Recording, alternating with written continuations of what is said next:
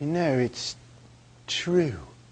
When something exceeds your ability to understand why it's receiving so much hype, it sort of becomes magical. It's hard to see how something so thin, so light, and so flat could possibly be easy to type on or stay on your lap. There's no right or wrong way of holding it, and there's very few ways to hold it comfortably. The iPhone was a revolution. It was truly an incredible breakthrough product. And this is a really, really big version of it.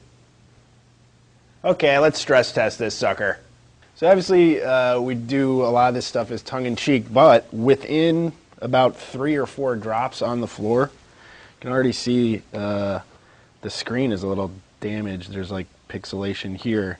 Kind of surprising because the iPhone was definitely a little more sturdy than this. What if we just went ahead and took a nail and tried to scratch the front of it?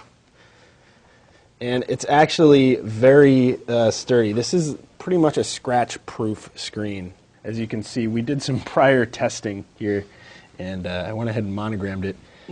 The back is very scratch-prone, as you can see. So like any keys, anything, you're going to want to actually use a some sort of protective case with this. It actually responds to the donut. Actually, it seems to... You know what? Wow, you can scroll with the donut. You could use the donut as a stylus. That's incredible. And actually doesn't look too too bad there. Here, you want to get this here? Sure. This is not that hot anymore. It was a lot hotter while we were waiting online. Wow. Well, look at that. The screen really moves. You can actually... use coffee to navigate. Wow. Yeah. It should actually just go right to the Starbucks Let's just homepage. wash that right off there. Oh, cool. Here's a little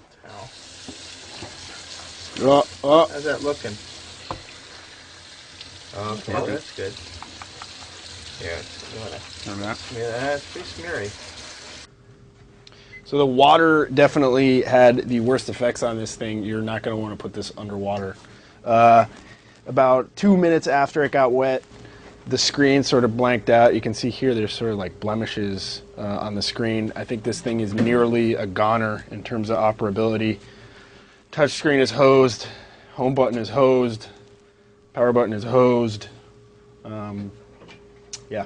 Now we're basically purely testing the screen durability and the durability of the product, and the way to do that is basically to drop it a bunch of times. Brace yourself.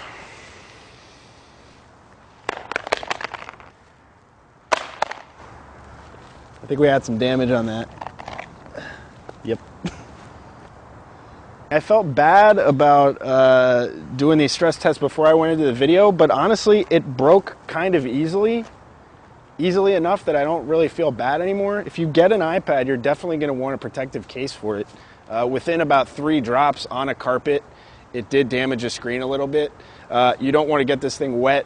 It pretty much broke it instantly, getting it wet. And of course, dropping it, screen down on concrete is going to have this effect on it. Makes a little bit more sense. The iPhone was more resilient in our stress test, but it makes sense that this wasn't because, there's a lot more glass on the front of it. It's heavier, so, there's a little weight behind it.